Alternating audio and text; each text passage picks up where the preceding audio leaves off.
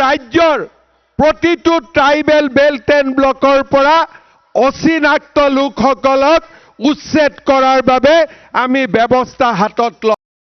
জনজাতীয় লোকসকলক ভূমিৰ অধিকাৰ দিবলৈ মিছন বসুন্ধৰা হাতত লৈছে। অনুসূচিত জাতিৰ লোকসকলক, অন্যান্য পিছপৰা লোকসকলক, খিলঞ্জীয়া লোকসকলক মাটিৰ অধিকাৰ দিবলৈ মিছন বসুন্ধৰা হাতত লৈছে। ঠিক তেনেদৰে আমাৰ মাটিত যিসকল অচিনাক্ত লোকে আহি আমাৰ মাটি দখল কৰিছিল, পৰ্যায়ক্ৰমে তেওঁলোকক উচ্ছেদ কৰিবৰ বাবেও আমি কুণ্ঠাবোধ কৰা নাই।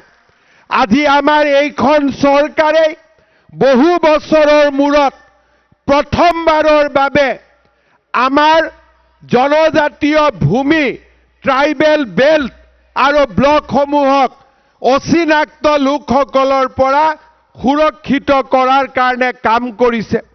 যোৱা কেইদিনমান আগতে সোণাপুৰত কি ধৰণে কঠোৰ পদক্ষেপ লৈ আমি সোণাপুৰ ট্ৰাইবেল বেল্ট এণ্ড ব্লকৰ পৰা অচিনাক্ত লোকসকলক উচ্ছেদ কৰিছিলোঁ, তাক সকলো জনজাতীয় লোকসকলে প্ৰত্যক্ষও কৰিছে আৰু আমাৰ চৰকাৰখনক ধন্যবাদো জনাইছে। মই আপোনালোকক প্ৰতিশ্ৰুতি দিব পাৰোঁ যে অনাগত সময়ছোৱাতো আমাৰ এই প্ৰচেষ্টা অব্যাহত থাকিব আৰু ৰাজ্যৰ প্ৰতিটো ট্ৰাইবেল বেল্ট এণ্ড ব্লকৰ পৰা অচিনাক্ত লোকসকলক উচ্ছেদ কৰাৰ বাবে আমি ব্যৱস্থা হাতত লওঁ।